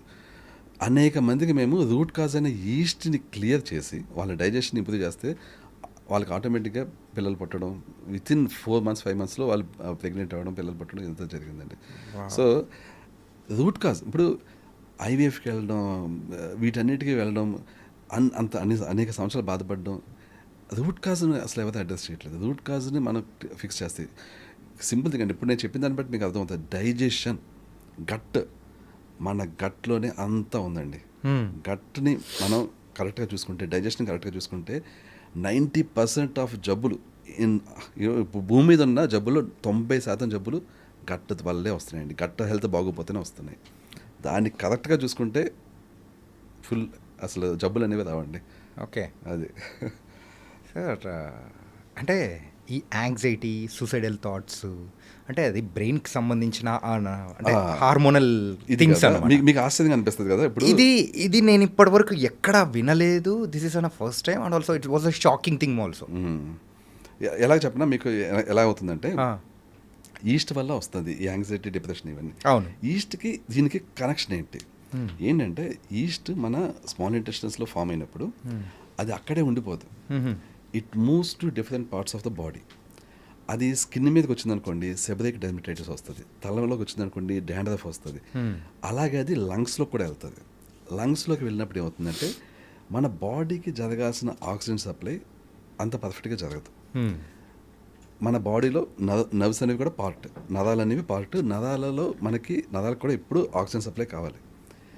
ఈ ఆక్సిజన్ సప్లై మన నర్వ్స్కి సరిగ్గా కాలేదనుకోండి, మనకి నరాల వీక్నెస్ వస్తుంది, నరాలు వీక్ అవుతాయి. ఓకే. వీక్ అయినప్పుడు సిగ్నల్స్ సరిగ్గా పాస్ అవ్వకుండా మనకేంటంటే ఈ చూడండి, మనకి పీకి పీసేస్తే మనకి బ్రెయిన్ సరిగ్గా ఉంటుంది. మనకి పీకి పీసేసినప్పుడు హ్యాపీగా ఉన్నాం కదా. సో అదే అనమాట. మీకు నరాలకి ఇప్పుడు బ్రెయిన్కి గాలి అందట్లేదు, సరిగ్గా ఆక్సిజన్ అందట్లేదు. పీకి పీసుకోవడం అనేది ఎక్స్ట్రీమ్ అయినప్పటికీ అదే మైన్యూట్ లెవెల్లో జరుగుతుంది ఇక్కడ. ఓకే. ఈస్ట్ వల్ల మీకు పూర్తి స్థాయి ఆక్సిజన్ అందట్లేదు బ్రెయిన్కి పూర్తి స్థాయి ఆక్సిజన్ అందకపోయినప్పుడు బ్రెయిన్ హ్యాపీగా ఉండదు, సాడ్గానే ఉంటుంది, యాంగ్జైటీ ఉంటుంది, డిప్రెషన్ ఉంటుంది. సో ఈ నరాలకి, బ్రెయిన్లో ఉండే నరాలకి సరైన ఆక్సిజన్ సప్లై అందకపోవడం వల్లనే ఈ యాంగ్జైటీ, డిప్రెషన్, సూసైడల్ థాట్స్ ఇవన్నీ కూడా. ఓకే. ఎప్పుడైతే ఈ ఈస్ట్ని మేము క్లియర్ చేసామో, ఎప్పుడైతే వాళ్ళకి ఇదంతా లంగ్స్లోకి వెళ్ళిన ఈస్ట్ పోయిందో, వాళ్ళు మొత్తం యాంగ్జైటీ రివర్స్ అయిపోయి చాలామంది పేషెంట్స్ అండి. సార్ ఇది తెలియక చాలామంది కూడా ఏంటంటే సైకియాట్రిస్ట్, సైకాలజిస్ట్ దగ్గరికి వెళ్ళిపోయి దే ఆర్ టేకింగ్ అనే therapies and all these things అనమాట. సో వాళ్ళ డైట్ ప్లాన్ అనేది కంప్లీట్ చేంజ్ చేసుకున్నారంటే they will come out of all these things. Exactly అండి. ఇప్పుడు SSRIs, ఇప్పుడు ఏవైతే సైకియాట్రిక్ డ్రగ్స్ వాడతారో యాంగ్జైటీకి, అవి చాలా డేంజరస్ అండి. అవి ఏంటంటే బేసికల్ అవి చేసే పని ఒకటే, మైండ్ని కొంత నిద్రావస్థలోకి తీసుకెళ్తాయి. అంటే మనిషి మత్తులో ఉండడం వల్ల యాంగ్జైటీని ఫీల్ అవ్వడం, మత్తులో ఉండడం వల్ల డిప్రెషన్ ఫీల్ అవ్వడం తప్పించి ఆయన మత్తులో ఉండడం కరెక్ట్ కాదు. యాక్చువల్లీ మనిషి యాక్టివ్గా పనిచేయలేడు. అండ్ మనిషి థాట్ ప్రాసెస్ కరెక్ట్గా ఉండదు. మనిషి ఏంటంటే ఇప్పుడు ఎవరైనా మనిషి యాక్టివ్గా ఉంటే జీవితంలో ఏదైనా సాధించాలి, ఏదో చేయాలి యాక్టివ్గా ఉంటుంది యాక్చువల్లీ. ఇంకా మత్తులో ఉంటే ఇంకేం యాక్టివ్నెస్ ఉంటుంది, ఇంకా జీవితంలో ఏమి సాధించాలి ఇది ఉంటుంది, ఏమి టార్గెట్స్ ఉండవు, నేను ఇది సాధించాలి ఏం ఉండవు. ఇంకా మనిషి అలా డల్గా ఉంటాడు. ఈ SSRIs, ఈ సైకాట్రిక్ డ్రగ్స్, ఇవన్నీ చాలా యాంటీ డిప్రెసెంట్స్, ఇవన్నీ కూడా ఏంటంటే అన్నీ ఒకటే కోవకు చెందుతాయండి. అవి ఒకటి ఏంటంటే మనిషి యొక్క క్వాలిటీ ఆఫ్ లైఫ్ని దెబ్బతీస్తాయి. అండ్ ఈవెన్ ఫిజికల్ లైఫ్ కూడా, ఫిజికల్ ఇష్యూస్ కూడా ఇస్తుంటాయి అవి లాంగ్ దానిలో. Please just tell me. So ఇప్పుడు చెప్పిన మీరు auto immunity diseases and east ద్వారా వచ్చే డిసీజెస్, ఈ రెండు దానికి సంబంధించి మీరు డైట్ అనేది ఇస్తారా? అవును, రెండింటికి ఒకటే డైట్. యాక్చువల్లీ రెండింటికి ఒకటే డైట్. అంటే ఒకటికి దానికి సంబంధించి మనం తీసుకున్నాము అంటే so will clear all the everything. బేసిక్గా ఏంటంటే ఈ డైట్ మీకు ఒక సీక్రెట్ చెప్తాను. యాక్చువల్ సీక్రెట్ అంటే ఇది అందరు వింటున్నారు. సీక్రెట్ అంటే మా డైట్ సీక్రెట్ ఇదే, ఓపెన్ సీక్రెట్ అనమాట. ఏంటంటే ఇప్పుడు మనిషికి ఏదైనా దెబ్బ తగిలింది. ఇప్పుడు నేను వెళ్తూ పడిపోయాను, చేతికి ఇక్కడ వాపు వచ్చింది. వాపు కాసేపటి తగ్గిపోతుంది. ఎలా తగ్గుతుంది? ఇది వాపు వచ్చినప్పుడు మన లివర్ ఏం చేస్తుందంటే ప్రోటీన్స్ని అదే క్రియేట్ చేస్తుంది ఈ వాపు తగ్గడానికి. ఎందుకంటే ప్రోటీన్స్తో హీల్ చేస్తుంది. దాన్ని CRP అంటాం, సి రియాక్టివ్ ప్రోటీన్. దెబ్బ తగిలింది కాబట్టి రియాక్టివ్గా మన లివర్ ప్రోటీన్స్ క్రియేట్ చేస్తుంది. ఆ ప్రోటీన్స్ వెళ్ళి ఫిక్స్ చేస్తుంది. సో ఒక రోజు 2 రోజులు దెబ్బ తగిలితే క్రియేట్ చేస్తుంది, కానీ రోజు దెబ్బ తగిలించుకుంటే అది మన బాడీ వదిలేస్తుంది, క్రియేట్ చేయదు. సో ఇదే అనమాట. ఇప్పుడు సోరియాసిస్ కానీ ఇవన్నీ ఏంటంటే రోజు వాళ్ళకి ప్యాచెస్ ఎందుకుంటే అంటే ఇంకా రోజు ఇంకా సిఆర్పి కొంత లెవెల్లో క్రియేట్ చేస్తుంది తప్పించి ఇంకా ఆ లెవెల్ దాటలేదు. ఈ డైట్లో ఏమవుతుందంటే మనం ఆ సిఆర్పిస్నే మనం ఇస్తున్నాం బయట నుంచి. మన బాడీ లివర్ గివప్ ఇచ్చేసింది. మన డైట్లో యాంటీ ఇన్ఫ్లమేటరీ ఫుడ్సే ఉంటాయి కాబట్టి మనం తీసుకునే నాన్ వెజ్ ప్రోటీన్స్ బాడీలోకి వెళ్ళాక అవి ఎగ్జాక్ట్లీ సిఆర్పిలా పనిచేస్తాయి. సో అప్పుడు ఏంటంటే మన ఎక్కడైనా ఏమైనా ఇష్యూస్ ఉన్నా వెంటనే వెళ్ళి అది ఫిక్స్ చేస్తుంది. అంటే ఎక్స్ట్రా ఫోర్స్ అనేది కూడా మనం ఇస్తున్నట్టు బయట నుంచి క్యూర్ చేయడానికి. సో ఏంటంటే అది సోరియాసిస్ అవనివ్వండి, రొమటాయిడ్ ఆర్థరైటిస్ అవనివ్వండి, అవన్నీ ఫిక్స్ అయ్యేది ఈ ప్రోటీన్స్ వల్లే. ఈ ప్రోటీన్స్ మనం బయట నుంచి ఇస్తున్నాం. సో సేమ్ డైట్ అటు సోరియాసిస్ని, రొమటాయిడ్ ఆర్థరైటిస్ని, అలాగే ఇప్పుడు బేసిక్గా మన బ్రెయిన్ డిసైడ్ చేస్తాను అనమాట. నాకు ఇంత మెడిసిన్ ఉంది, ఇప్పుడు ఎక్కడెక్కడ ఇష్యూస్ అన్నీ ఫిక్స్ చేస్తాను. సోరియాసిస్ ఉంది వ్యక్తికి, రొమటాయిడ్ ఆర్థరైటిస్ రెండు ఉంటాయి. కొంతమందికి రొమటాయిడ్ ఆర్థరైటిస్ ఉంటుంది, సోరియాసిస్ ఉంటుంది, రెండు ఫిక్స్ చేస్తుంది. దాంతోపాటే ఆ వ్యక్తికి హార్మోన్ ఇంబ్యాలెన్స్ ఉంది, అది ఫిక్స్ చేస్తుంది. ఇంకేదో ఏదో ఇష్యూ ఉంది, అది కూడా ఫిక్స్ చేస్తుంది. సో అది ఇది అని కాదు, సర్వరోగ నివారణ టైప్ అనమాట ఇది. ఎందుకంటే మనం బాడీలో ఏ ఇష్యూస్ ఉన్నా ఫిక్స్ చేసుకోవడానికి మెడిసిన్ ఇస్తున్నప్పుడు మన బ్రెయిన్ సూపర్, నాకు మెడిసిన్ వచ్చింది, లేవర్ ఇవ్వట్లేదు కానీ నాకు బయట నుంచి వచ్చింది. సో ఎక్కడెక్కడ మొత్తం స్కాన్ చేసుకుంటుంది, అదొక బ్లడ్ రిపోర్ట్ లాగా అనమాట. ఎక్కడెక్కడ ఏం తేడా ఉన్నాయి అన్నీ చూసుకుని అన్నిటికీ అక్కడెక్కడికి మనకి ఈచ్ పార్ట్కి ఈచ్ ఇష్యూకి హీలింగ్కి different sets of immuno acids కావాలి. ఆ ఇమ్యూనో యాసిడ్స్ అనేది ఫామ్ చేసుకుని అక్కడ పంపిస్తుంది, అది హీల్ అవుతుంది అక్కడ. So rheumatoid arthritis, psoriasis, vitiligo, lichen planus, any autoimmune disease వెనకాల లాజిక్ ఇది. అది మన బ్రెయిన్ ఇలాగ మనం మంచి డైట్ ఇచ్చినప్పుడు, సరిగ్గా డైజెషన్ అయినప్పుడు ఆటోమేటిక్గా అన్ని హీల్ అవుతాయండి. అందుకేనా సార్ ఏంటంటే అందుకనే సార్ ఏంటంటే పాతకాలం వాళ్ళు కూడా ఇప్పుడు అంటూ ఉంటారు, ఇప్పుడున్న అమ్మాయిలలో అంత స్ట్రెంగ్త్ అనేది లేదు, తొందరగానే అంటే హార్మోనల్ ఇన్బ్యాలెన్సెస్ కానీ, సో థైరాయిడ్స్, ఇలా అన్ని ఇష్యూస్ వస్తున్నాయి. కానీ ఆ రోజుల్లో ఉన్న వాళ్ళకు అట్లాంటి ప్రాబ్లమ్స్ అనేది కూడా తెలియకుండా ఉన్న వాళ్ళు ఉన్నారు. అవును. సో ఇప్పుడున్న వాళ్ళు అంటే బయట ఫుడ్ అనేది కూడా వాళ్ళకి ఎంత అఫెక్ట్ అవుతుంది, ఆ డైట్ అనేది కూడా, ప్లాన్ అనేది కూడా, సో వాళ్ళ బాడీని కిల్ చేస్తుంది, వాళ్ళ సో కంప్లీట్ ఎవ్రీథింగ్ని కిల్ చేసేస్తుంది. ఎగ్జాక్ట్లీ అండి. ఇప్పుడు ఇన్ జనరల్ అండి, మన పాత జనరేషన్, దానికి ముందు జనరేషన్ వాళ్ళు ఏ లెవెల్ ఆఫ్ హెల్త్తో ఉండేవాళ్ళు అసలు మనం 50% కూడా లేవండి. అసలు మనం ఏంటంటే ఇంత వైద్యం ఉంది, ఇంత అందుబాటులో ఉంది, ఇంత మెడికల్ అడ్వాన్స్మెంట్స్ వచ్చినాయి, ఏ జబ్బు కన్నా వెళ్ళి మనం ఏవో టాబ్లెట్స్ అవి వేసుకుంటున్నాం, ఇవన్నీ చేస్తున్నాం. కానీ యాక్చువల్గా హెల్త్ పరంగా చెప్పాలంటే అప్పటి వాళ్ళతో పోలిస్తే మినిమం 50% కూడా లేవు. దానికి one of the main reasons మన లైఫ్ స్టైల్ చేంజ్ అయిపోవడం. ఇంట్లో ఒకప్పుడు రుబ్బుకుని పిండిలు వేసుకుని టేస్టీగా వండుకునేవారు. యాక్చువల్లీ ఇంట్లోనే ఆర్గానిక్ ఫుడ్స్, ఇంట్లోనే అసలు అప్పుడు మనకు వచ్చే ఫుడ్స్లో ఏవి కూడా కల్తీ ఉండేది కాదు, ఈ పెస్టిసైడ్స్ ఉండేవి కాదు. ఇప్పుడు అది లేదు, అసలు ఇంట్లో తినడమే సరిగ్గా లేదు. అంటే రవివిడే డైట్లో సో ఇలా ఆర్గానిక్ అండ్ డ్రై ఫ్రూట్స్ ఇంకా ఇలాంటివి ఏమైనా ఉన్నాయా? అంటే ఆర్గానిక్ ఫుడ్స్ అయితే ప్రిఫర్డ్ అండి. అంటే ఒకటైతే గ్యారంటీగా ఫాలో అవుతామండి. అదేంటే ఫాలో అవ్వమని చెప్తాం పేషెంట్స్ని. అదేంటంటే ఏమన్నా సరే, ఇది జనరల్గా ఎవరైనా చేయాల్సిందే, అది ఈ డైట్ అనే కాదు, ఏ డైట్ అయినా సరే except non veg, any foods మనం వండుకునే ముందు లైట్గా బాయిల్డ్ వాటర్లో వేసి తీసేయాలండి. లైట్గా బాయిల్డ్ వాటర్, అంటే మరీ బాయిల్ చేసేసి మొత్తం వాటి ముద్దగా చేసేయకూడదు, బట్ అట్లీస్ట్ లైట్గా బాయిల్డ్ వాటర్లో అలా ఉంచి తీయాలి. ఇది యాక్సిడెంట్గా కనిపెట్టాం యాక్చువల్లీ. ఇది నాకు ఇప్పుడు మన తిని ఫుడ్స్ హెల్తీగా లేవు అని చెప్పడం వినడం తప్పించి, ఈ ప్రాసెస్ మేము ఒకసారి యాక్సిడెంట్గా స్టార్ట్ చేసి ఇలా చేస్తే డిఫరెన్స్ ఎలా ఉంటుందని చూద్దామని స్టార్ట్ చేస్తే రిజల్ట్స్ అద్భుతం అండి. అంతకు ముందు ఎంత త్వరగా హీల్ అయ్యేదో అంతకంటే ఫాస్ట్గా హీల్ అవుతుంది actually.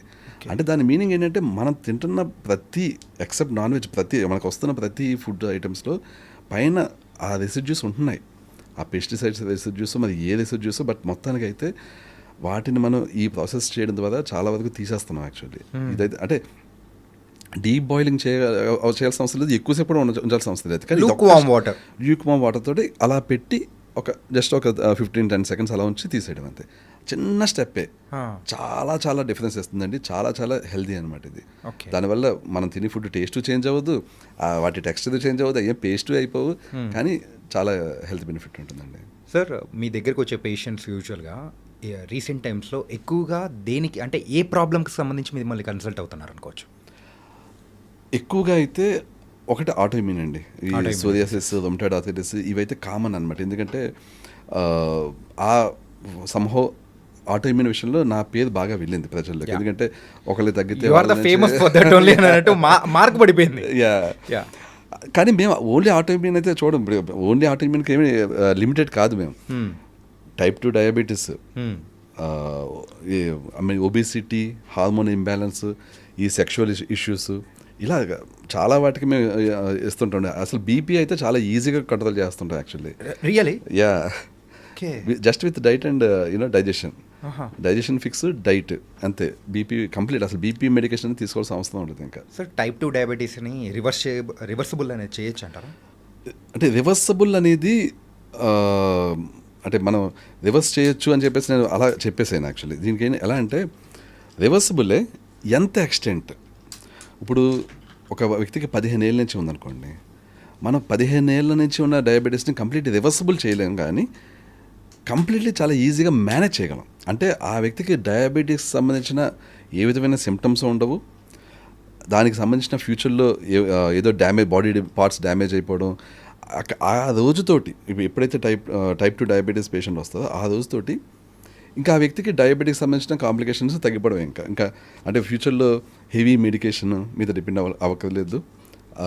But completely medicine independent అయితే కాదు. ఎందుకంటే డయాబెటీస్లో ఎలా ఉంటుందంటే, ఒకటి బాడీ సెల్స్ ఇన్సులిన్ రెసిస్టెంట్ అవ్వడం, సెకండ్ది ప్యాన్క్రియాస్ యొక్క పనితనం తగ్గిపోవడం. ఇప్పుడు బాడీ సెల్స్ ఇన్సులిన్ రెసిస్టెంట్ అయినా వాటిని మనం మ్యాక్సిమం సెన్సిటివిటీ తెస్తాం. At the same time insulin sensitivity పెంచే మెడికేషన్ ఆపించేస్తాం, మెట్ఫార్మిన్ ఇలాంటివి ఆపించేస్తాం. కానీ ప్యాన్క్రియాస్ పనితీరు పడిపోయింది కదా, దాన్ని మనం డైట్ ద్వారా పెంచలేము. ఓకే. ఎందుకంటే అదొక ఆర్గాను డ్యామేజ్ అయిపోయింది. డ్యామేజ్ అయిపోయిన ఆర్గాన్ని మనం ఎప్పుడు కూడా ఎనీ ఆర్గాన్ మన డ్యామేజ్ అయిపోయిన ఆర్గాన్ని రివర్స్గా దాన్ని బతికించేయలేం, దాన్ని కొత్తగా క్రియేట్ చేయలేం. సో ఎంత డ్యామేజ్ అయిందో దానికి సంబంధించిన మిగిలిన పార్ట్, అంటే అది ఇన్సులిన్ జనరేట్ చేయాలి. ఇన్సులిన్ తక్కువ జనరేట్ చేస్తుంది అనుకోండి, అది ఎక్కువ జనరేట్ చేసేలాగా ఇంగ్లీష్ మెడిసిన్ ఉంటుంది, అది వాడక తప్పదన్నమాట. గ్లిమిప్రైడ్ అని ఇలాంటి మెడిసిన్ ఉంటాయి. అదే ఇట్స్ మెటఫార్మిన్ కాంబినేషన్. మెట్ఫార్మిన్ కాంబినేషన్లో కూడా ఉంటాయి. ఇప్పుడు మెట్ఫార్మిన్ కాంబినేషన్ ఎందుకు ఇస్తుందంటే, ఒకటేమో ఇన్సులిన్ సెన్సిటివిటీ పెంచుతుంది, ఇంకోటి ప్యాన్క్రియాస్ని ఎక్కువ ఇన్సులిన్ జనరేషన్ పెంచుతుంది. ఇన్సులిన్ సెన్సిటివిటీ పెంచి మెడికేషన్ ఆపించేస్తాం మేము, అది అవసరం పడదు. కానీ ఇన్సులిన్ జనరేషన్ చేసి మెడిసిన్ ఆపలేము, డోసేజ్ తగ్గించగలం, కానీ అది ఆపలేము. ఎందుకంటే ఆర్గానిక్ సరిగ్గా పనిచేయట్లేదు, ఇంకా దేర్ ఇస్ నో ఆల్టర్నేటివ్ అనమాట. బట్ డోసేజ్ బాగా తగ్గుతుంది, అండ్ ఇన్సులిన్ జనరేషన్ పెంచి మెడిసిన్స్ యొక్క సైడ్ ఎఫెక్ట్స్ ఆల్మోస్ట్ నిల్ అనమాట. బట్ ఇన్సులిన్ సెన్సిటివిటీ పెంచే టాబ్లెట్స్ యొక్క సైడ్ ఎఫెక్ట్స్ చాలా సీరియస్ సైడ్ ఎఫెక్ట్స్ ఉంటాయి, లాంగ్ టర్మ్లో వస్తాయి, వెంటనే రావు యాక్చువల్లీ. సో ఏవైతే డేంజరస్ మెడికేషన్ వాటిని ఆపిన్ చేస్తాం, అండ్ డైట్ తోటి అసలు ఏ విధమైన ఫ్యూచర్ కాంప్లికేషన్స్ లేకుండా చేస్తాం అనమాట. సో టైప్ 2 డయాబెటీస్ని ఆ విధంగా చేస్తాం. అందుకనే రివర్స్ అని అన్నాను నేను. ఇప్పుడు స్టార్టింగ్ స్టేజ్లో ఉన్న వాళ్ళకి కంప్లీట్లీ రివర్స్ అవుతుంది, ఎందుకంటే వాళ్ళకి పెయిన్ క్రియాస్ హెల్తీగా ఉంటుంది, మనం ఇన్సులిన్ సెన్సిటివ్ బ్యాక్ తీసుకొస్తాము. సో స్టార్టింగ్ స్టేజ్లో 1-2 ఇయర్స్లో వచ్చిన వాళ్ళు ఉన్నారనుకోండి, ఇప్పుడే రికగ్నైజ్ అయింది, వాళ్ళకి రివర్సిబుల్. బట్ లాంగ్ టర్మ్ ఉన్న వాళ్ళకి మేనేజబుల్. రివర్స్ అని అనము, సర్టెన్ ఎక్స్టెంట్ రివర్స్ అవుతుంది, బట్ ఈజీలీ మేనేజబుల్ అనమాట. One thing I have to appreciate US ఏంటంటే, మీరు చేసినా చెయ్యకపోయినా కానీ చాలామంది ఏమని చెప్పుకుంటారంటే చేసేయచ్చండి, కైండ్ ఆఫ్ పబ్లిసిటీ స్టంట్ కానీ, సో అట్లా type. But what your saying is manageable. ఎక్కడున్న దాన్ని మనం అక్కడ వరకు కట్ ఆఫ్ చేసుకోవచ్చు, కానీ సో కంప్లీట్ రివర్సిబుల్ కాదు అని చెప్పేసి ఓపెన్గా చెప్పడం, that was really nice. And ఇంకొకటి ఏంటంటే సార్, డైట్ అనేది కూడా ప్రజల మధ్యలో బాగా ఫేమస్ అయిపోయిన ఏదైనా ఒక ఇన్సిడెంట్ ఉందంటే అది ఒబెసిటీ. అరే ఫస్ట్ డైట్ ఫాలో అయితేనే మనం వెయిట్ తగ్గుతాము, మనకున్న ఒబెసిటీ తగ్గిపోద్ది, మంచి షేప్లోకి వస్తామని చెప్పేసి అని అంటూ ఉంటారు. దానికి సంబంధించి మన దగ్గర డైట్ ఓకే. ఒబెసిటీకి ఇట్స్ నాట్ జస్ట్ డైట్ అండి, always it's not just diet. Okay, అంటే మనం ఏమని పిలుద్దామో చెప్పండి. లేదు, it's diet is part of obesity fixation అండి. ఒబెసిటీ ఫిక్స్ చేయాలంటే డైట్ పార్టే, కానీ డైట్తో పాటు వర్కౌట్స్ చేయాలండి. వర్కౌట్ చేయాలి. ఓకే. ఇది ఒబేసిటీ అనే కాదు, ఒక మనిషి హెల్దీగా ఉండాలి, ఎక్కువ కాలం పాటు యంగ్గా ఉండాలి. అంటే మనిషి యంగ్గా ఉండడం అంటే మనిషి బాడీలో మజిల్స్, బోన్స్, నర్వ్స్ ఈ 3 హెల్దీగా ఎక్కువ కాలం పాటు ఉండాలండి. ఈ 3 హెల్దీగా ఉన్నాయంటే మనిషి యంగ్గానే ఉంటాడు ఎంతకాలమైనా. ఈ 3 డిటరేట్ అవుతూ ఉంటాయి గ్యారంటీ అనమాట. ఏ మనిషిలోనే అవుతాయి, ఏం చేసినా అవుతాయి. కానీ దాన్ని స్లో చేయొచ్చు ఓన్లీ వర్కౌట్స్ ద్వారా. ఓకే. వర్కౌట్స్ చేయకుండా మనం వీటి డిటరేషన్ని ఆపలేం. ఇంకా సెల్స్ మజిల్ సెల్స్ చచ్చిపోతాయి, దాన్ని సార్కోపినియా అంటాం. బోన్ సెల్స్ చచ్చిపోతాయి, ఆస్టియోపినియా అంటాం. నర్వ్స్ చచ్చిపోతాయి, దానికి ఏం పేరు లేదనుకోండి కానీ అలా చచ్చిపోతుంటాయి అన్నమాట అది. సో ఈ 3 ఏవైతే ఇలాగ డిటరేట్ అయిపోతున్నాయో వాటిని ఆపాలంటే వర్కౌట్స్ చేయాలండి. వర్కౌట్స్ అంటే చాలామంది సింపుల్గా యోగా లాంటి stretching workouts, just light workouts అనుకుంటారు. వర్కౌట్స్ అంటే అవి మాత్రమే కాదండి. ఇప్పుడు వర్కౌట్స్ అంటే అటు కార్డియోను చేయాలి, వెయిట్స్ని లిఫ్ట్ చేయాలి. ఓకే. వెయిట్స్ లిఫ్ట్ చేయడం అంటే మరీ వెయిట్ లిఫ్టింగ్ పెద్ద వెయిట్స్ అయితే చేయక్కర్లేదు, బట్ మజిల్స్ అన్నీ, మన బాడీలో మజిల్స్ అన్నీ పని చేయాలండి. అంటే స్ట్రెంథనింగ్తో పాటు కార్డియో డిఫరెంట్గా చేయాలి. ఎందుకంటే కార్డియో నరాలకు సంబంధించింది, నరాలను హెల్తీగా ఉండేలా చేస్తుంది. మజిల్స్ అండ్ బోన్స్ హెల్తీగా ఉండాలంటే వెయిట్స్ లిఫ్ట్ చేయాలండి. ఓకే. సో వెయిట్స్ ఆల్సో ఆ విధంగా వెయిట్స్ లిఫ్ట్ చేసి మనం మజిల్స్, బోన్స్ని గట్టిగా ఉండేలా చేసుకుంటాం, హెల్తీగా ఉండేలా చేసుకుంటాం. కార్డియో చేసి నరాలని అంటే నర్వ్స్ని, మన నర్వస్ సిస్టమ్ హెల్తీగా ఉండేలా చేసుకుంటాం. సో ఈ 3 కవర్ అవ్వాలంటే అటు వెయిట్స్ లిఫ్ట్ చేయాలి, ఇటు కార్డియో చేయాలి, అండ్ జస్ట్ ఏదో 5-10 minutes కాదు. అన్ఫార్చునేట్లీ చాలామందికి ఇది నచ్చదు. ఈ నేను చెప్పేది గంట సేపు మినిమం చేయాలండి. ఓకే. ఇది గంట సేపు కాదు, నేను పావు గంట చేస్తాను, అరగంట చేస్తానంటే కాదు. 2 కలిపి గంటన్నా చేయాలి. మీరు ఒక కార్డియో ఒక 20-30 minutes చేసేదనుకోండి, 45 minutes దాకా వెయిట్స్ని లిఫ్ట్ చేయాల్సిందే. తక్కువ చేస్తే ఉంటుంది బెనిఫిట్, కానీ 45 minutes వెయిట్స్ లిఫ్ట్ చేయడం అనేది ఐడియల్ టైం అండి. ఓకే. అంత చేసామనుకోండి చాలా కాలం పాటు నరాలు, బోన్స్, మజిల్స్ అన్నీ కూడా హెల్తీగా ఉంటాయండి. అన్ని బాడీ పార్ట్స్ కవర్ చేయాలి. కొంతమంది ఓన్లీ హ్యాండ్స్ చేసేసి షోల్డర్ చేసి అయిపోయింది అనుకుంటారు, అసలు లెగ్స్ టచ్ చేయరు. అది మాత్రం నిజం సార్. జిమ్లో చాలా మంది చేసే పొరపాటు ఏంటంటే ఇదే, అరే ఇది వచ్చేసింది కదా ఫుల్ హ్యాపీ అని అనుకుంటారు. కాకపోతే ఇక్కడ బేస్మెంట్ అనేది ఇంపార్టెంట్ అని మర్చిపోతూ ఉంటారు. అవును, నిజానికి మనకి బాడీలో అన్నిటికంటే హెవీ మజిల్ ఉండేది మన ఇదిగో థై మజిల్ ఇక్కడే.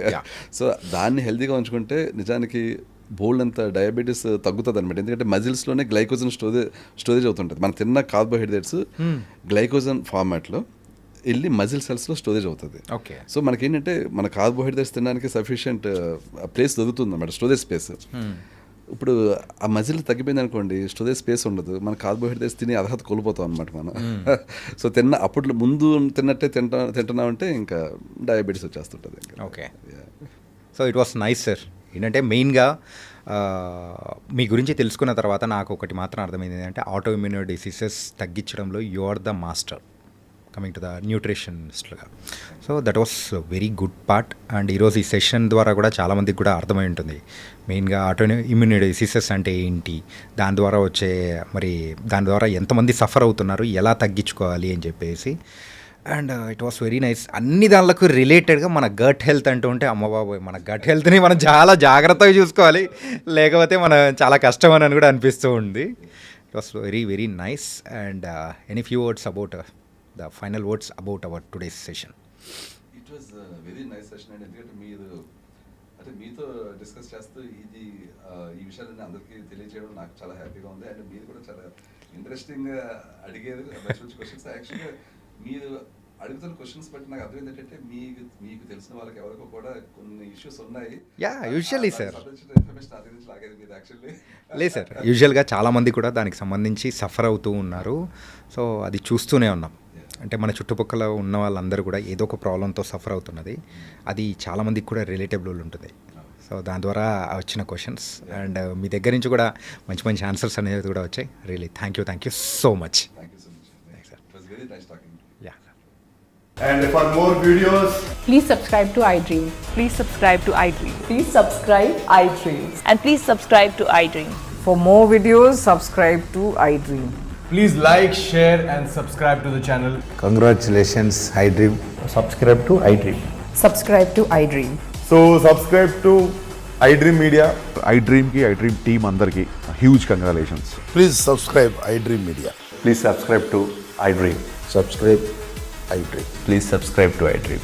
iDream అంటే నా కళల ఛానల్ను సబ్స్క్రైబ్ చేసుకున్న నోరు తిరుగుతలేదు, మీరైతే గంట గుర్తు కొట్టండి. For more such videos, please subscribe to iDream.